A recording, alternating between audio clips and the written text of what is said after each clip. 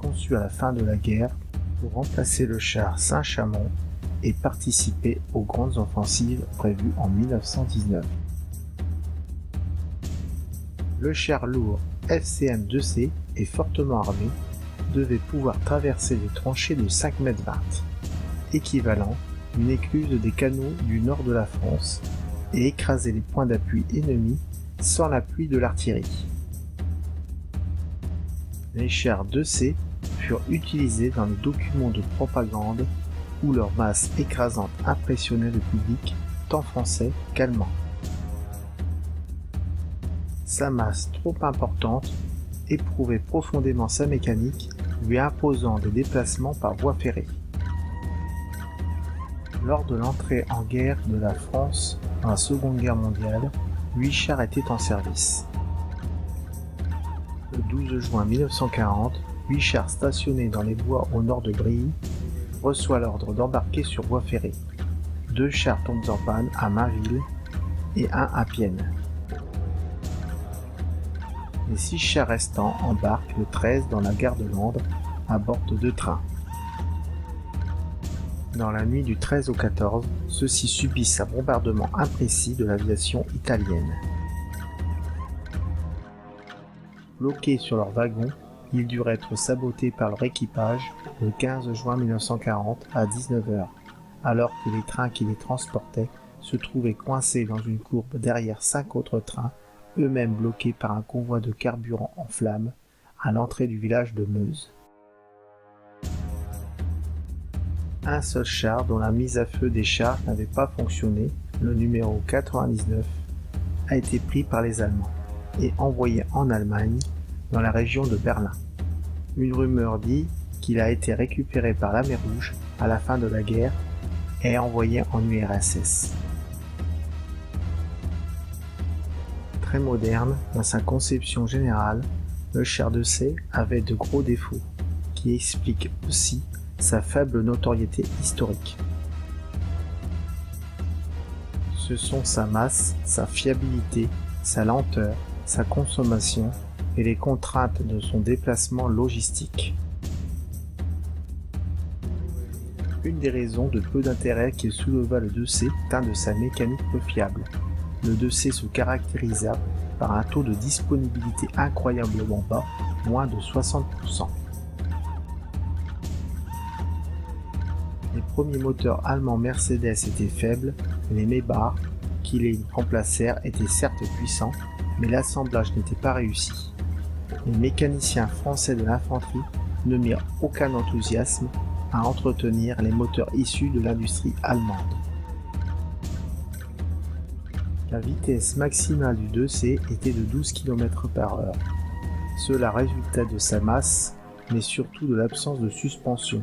Cette vitesse était admissible en 1920, mais elle ne l'était plus dès 1930, où le progrès des chenilles firent gagner 10 km/h, voire 20.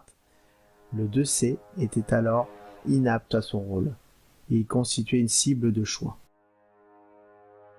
Sa consommation de plus de 12,8 litres au kilomètre, dans l'économie sinistrée et le contexte français de l'époque, c'était beaucoup trop pour l'utilisation courante. Il aurait dû être remplacé dans les années 40 par le FCM F1 de plus de 140 tonnes.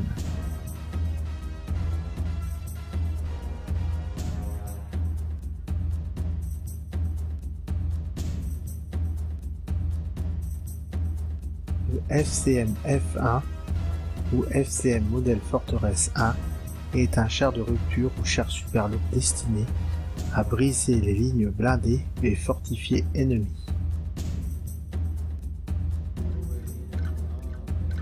Développé en France par les forges et chantiers de la Méditerranée, 12 exemplaires de ce modèle F1 ont été commandés en 1940 pour remplacer le char 2C. Sa conception a été basée sur sa mission principale, de l'assaut des points les plus fortifiés de la ligne Siegfried. Seul un char de démonstration a été conçu et armé pour la présentation officielle. Toutefois, Tous les rapports concernant ce char ont été capturés par l'envahisseur lorsque les Allemands capturèrent Le Havre. Un FCM F1 était en phase de fin de montage des tourelles. Les plans furent capturés, le modèle et l'usine détruits sans forme de procès.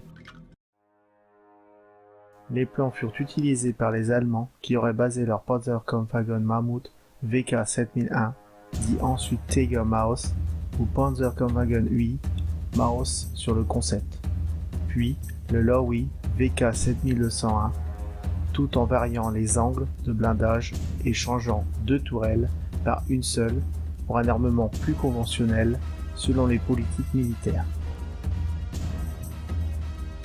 Les schémas du FCM F1 furent ensuite capturés et étudiés par les Russes, puis rendus il n'y a que quelques années à la France.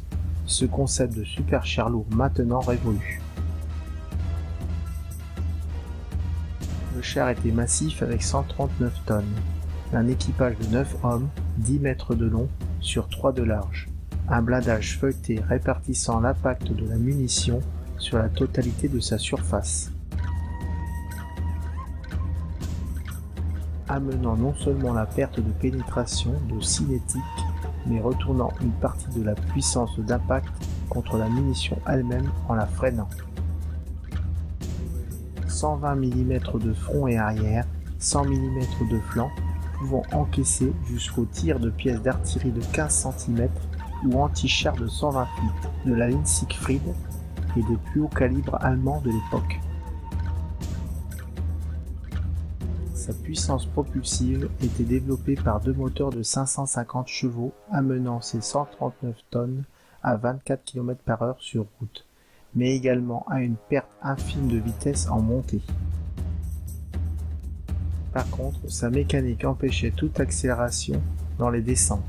Ce principe devait permettre au FCM F1 d'évoluer sur toute surface, jusqu'à d'importantes inclinaisons, même de face en descente sans perte de contrôle, tout en maîtrisant la manœuvre. Sa masse de 139 tonnes l'amenait capable d'écraser la protection dite dents de dragon en toute aisance, dans la limite de sa manœuvrabilité. La sidérurgie lourde française était à ce moment-là la meilleure connue par les éléments majeurs, variés et rares que fournissaient les colonies de la France. Cette supériorité sidérurgique fut ensuite à l'avantage de l'Allemagne lors de l'occupation par l'usage des méthodes françaises. Certains blindages français se vinrent ainsi supérieurs à ceux allemands, notamment à épaisseur égale. Efficacité encore augmentée par les angles innovants. Sa première tourelle était de 47 mm explosif, haute cadence, de tir avec mitrailleuse coaxiale pour neutralisation de véhicules d'infanterie et de points de sauvegarde légers et moyens d'infanterie. Une seconde tourelle était de 90 mm, d'origine d'artillerie antiaérienne, haute cadence de tir à 12 coups par minute. Faisant feu des obus de 10 kg à 845 ms/s, munitions perforantes explosives devant exploser 100 millisecondes après avoir percé. Pour faire sauter les pans de béton armé, neutraliser le personnel, faire détonner des munitions de casemate comme de blindés. La munition standard de 90 mm calibre 50 AA anti-aérien à fragmentation pouvait atteindre 13 mm d'altitude, pouvant également être embarquée. Une seconde version fut envisagée de 105 mm, cette fois en munition de rupture, c'est-à-dire destinée à arracher une paire de blindage percée, l'amenant à haute température et lui fournissant une part de la force d'impact pour faire usage de projectiles secondaires, augmentant ainsi de manière exponentielle spontanée la puissance initiale de la munition.